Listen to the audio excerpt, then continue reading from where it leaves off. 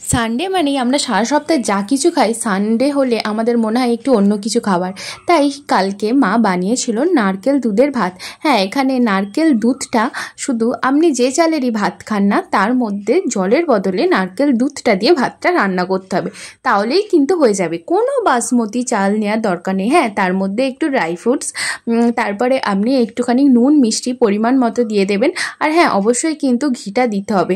আর আপনি তেজপাতা এলাচও দিতে পারেন। আর এখানে আমাদের নারকেল দুধটা একটু কম পড়ে গিয়েছিল, কি করা যাবে, তাই একটু আমল দুধ গুলে দিয়ে দিয়েছি, কারণ নারকেল দুধ আমাদের শেষ হয়ে গেছে।